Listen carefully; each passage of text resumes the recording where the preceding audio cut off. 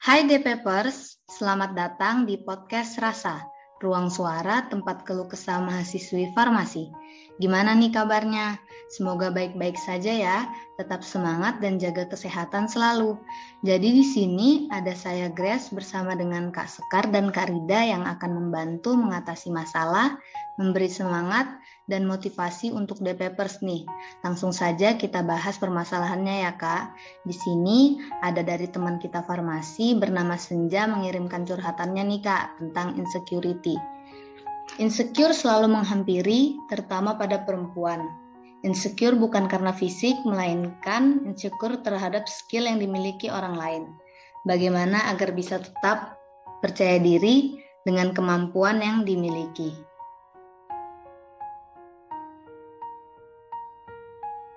Jadi seperti itu Kak curhatannya. Gimana nih Kak Sekar tanggapan atau motivasi dari pandangan Kakak?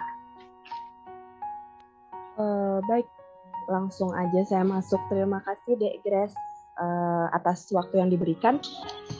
Jadi percaya nggak percaya nih, mungkin orang yang lagi insecure tentang hal ini merupakan tanda-tanda kalau dia adalah orang yang berpikiran orientasi ke depan.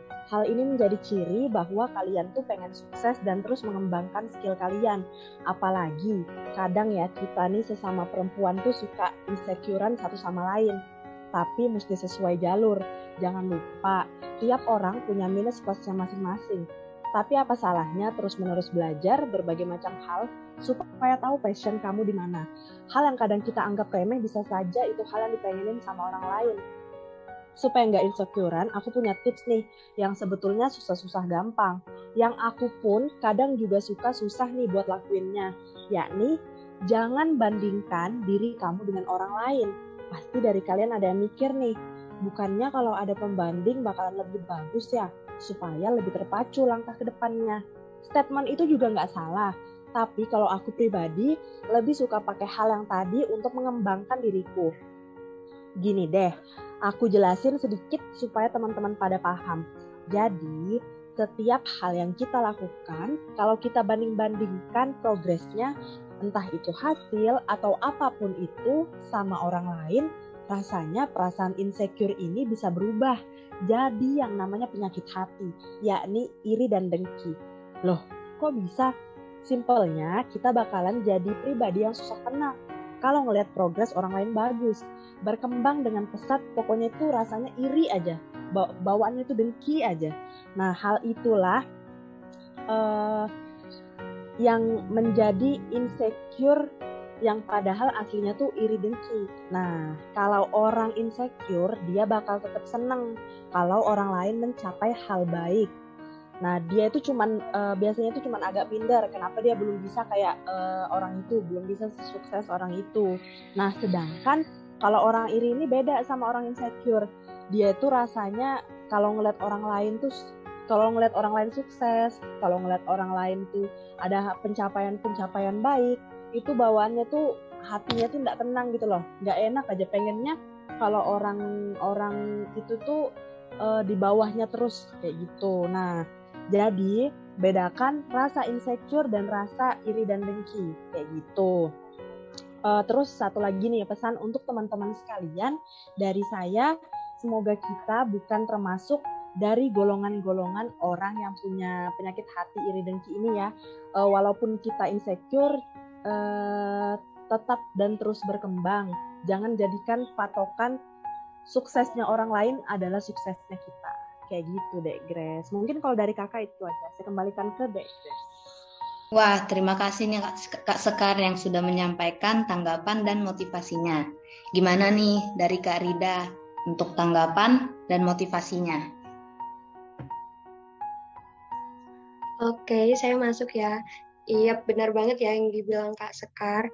Oh iya, tahu nggak sih, kadang dalam proses pengembangan diri nih ya, kalau kita fokus sama diri kita sendiri, kita tuh pasti lebih bisa tenang dan enjoy. Jadi coba deh pegang prinsip ini. Toh semua orang berbeda, punya perannya masing-masing, punya kelebihan dan kekurangannya masing-masing. Jadi kenapa harus minder? Aku juga lagi proses dalam menuju hal hebatku. Jadi, mulai sekarang, entah itu kamu atau kita, pasti pernah atau saat ini sedang lagi di fase insecure. Nggak apa-apa, itu hal yang biasa. Selama hal baik orang lain bisa memotivasi kamu, jangan pernah lelah untuk belajar dan mengembangkan diri. Karena sejatinya, apa yang kita pikirkan tentang diri kita, itulah yang akan terjadi di hidup kita. Jadi, cobalah percaya dan yakin pada dirimu sendiri. Jadi, ada quotes nih yang mengatakan, if you never try, you'll never know. Jika kamu tidak pernah berusaha, kamu tidak akan pernah tahu apa yang terjadi. So, believe in yourself, percaya pada dirimu, berusahalah, serta yakin dan buktikan bahwa kamu juga bisa menjadi lebih baik.